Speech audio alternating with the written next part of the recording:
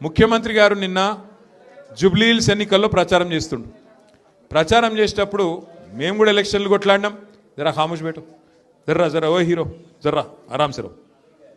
ఇప్పుడు ఎలక్షన్లు వస్తాయి పోతాయి. వచ్చినప్పుడు ఏం చెప్పాలి ప్రభుత్వంలో ఉన్న వాళ్ళు? ఇగో మీరు మాకు అవకాశం ఇచ్చిర్రు, మీరు మాకు ఓట్లేసి మళ్ళీ గెలిపిస్తే మంచి పనులు చేస్తా అని చెప్పుకోవాలి. ఏమైనా తప్పులు ఉంటే తప్పులు కరెక్షన్ చేసుకుంటా అని చెప్పుకోవాలి.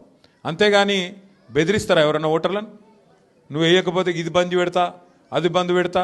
నేను అడుగుతున్నా, ఒక్కసారి ఆలోచన చేయండి. మీరు ఆ పదవే ప్రజలు ఇచ్చిన భిక్ష. ఆ పదవి మంత్రి పదవైనా, ఎమ్మెల్యే పదవైనా, ముఖ్యమంత్రి పదవైనా మీరు పెట్టిన భిక్ష. మీరు కాదనుకుంటే పెద్ద పెద్దోళ్ళే దిగిపోయినారు. ఎన్టీ రామారావుని ఒడగొట్టిరు ఈ దేశంలో, ఇందిరమ్మను ఒడగొట్టిరు. మరి ఈయన ఎంత 3 ఫీట్ల మనిషి. గట్టిగా మీరు అనుకుంటే తీసవతల వారేస్తారు. కానీ ఆయన ఎక్కువ ఊహించుకుంటున్నాడు. ఆయన నేనేదో రాజు అయిపోయినా, చక్రవర్తిని అయిపోయినా, నన్ను మించిన వాడు లేడు, నేనేదో యుద్ధంలో గెలిచి వచ్చినా, ఇది నా సామ్రాజ్యం అన్నట్టు ఇది కట్ చేస్తా, అది కట్ చేస్తా అంటే ఆయన తోక కట్ చేసే రోజులు ఎక్కువ దూరం ఏం లేదు. జూబ్లీ హిల్స్లో బరాబర్ ప్రజలు తోక కట్ చేసే ఆలోచనలో ఉన్నారు. కాంగ్రెస్ పార్టీది బుద్ధి చెప్పే ఆలోచనలో ఉన్నారు.